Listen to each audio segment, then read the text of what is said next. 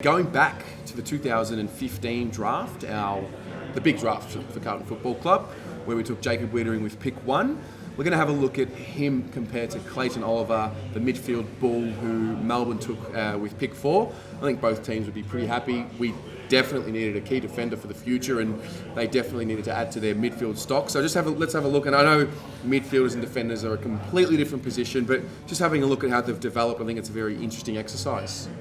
Yeah, it's a tough one because obviously key defenders, midfielders, they don't really mix. Yeah. But we can get some tale of how they've progressed as players. So, Yeah. I mean, the controversial pick 1, last year most people were saying we wasted that pick. Yeah. Now we're back on board. Yeah. So, I mean, Clayton Oliver's had it quite easy at Melbourne because he's just dominated. He's been something they needed when he came in. Yep. And he took to it like a duck to water, particularly under Roos, who loves contested ball. Yeah, he does. And this guy lives off contested ball. And to be fair to him as well, he probably was drafted as a kid that was a little unfit by his own admission, and very similar to Cripps. Had the puppy fat and had to work on bringing that down, but he's basically Patrick Cripps who eats salmon playing for Melbourne. So posher Cripps, but you see there like poor man's Cripps. Poor man's Cripps, yeah.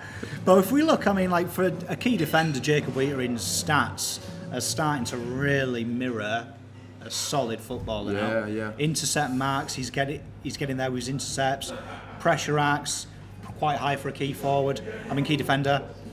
Taking the game on, that's progressed as well by 60 since last year. He's really starting to add that. Yep. And we look here, the best one I think to look at is the TPI development factor. Okay, so again, this is where they were projected to be at this point in their career, and what percentage that they've been able to add to that. So like this year we've seen a massive shift. So if we'd done it last year, end of last season, Oliver was killing him. Yeah. But Weitering's really shifted the balance. Now, I do think we've got to take into account 2017 we forced him to play key forward. Yep. Yeah. Half the season. Stifled his development. Well, I mean, for the purpose of TPI, it probably stifled his development, but yeah. Well, I think for him as well, you learning in a new position, key forward is totally different. So, I mean, if you look at Oliver, these numbers are good. Like Oliver is the AFL's rated 4th best midfielder Already? in the competition. Wow. Which I think is a little bit of a joke. I've got him at 7th. Yep. But he is very good. Like no disrespect to Clayton. Yeah. And I wonder if that would be the same case if he was playing for Fremantle or playing for WA or Port Adelaide. It's just the way the AFL ratings work. They like certain things. They like touches of the ball. Okay. And it's very kind of boxed in with what you do. So Okay. I don't think he's the 4th most dangerous midfielder to me. Yep, fair enough. But he is dangerous. But if you look here, they both started as well the same in the pre-draft. Yep.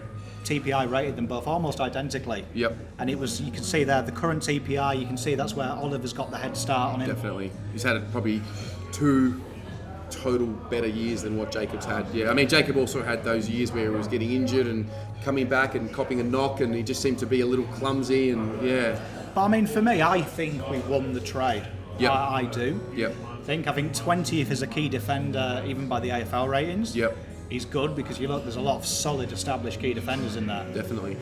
He's a leader. He's a smart individual. He's got a brain, and he's got this calm demeanour about him. And again, this is catering to what we needed at the time and what we're going to need moving forward. And you look at that draft: Harry, Charlie, Jacob, Dave Cunningham, Jack Silvani. I mean, it's built a spine in one draft. Not many teams do that. Absolutely. So there it is.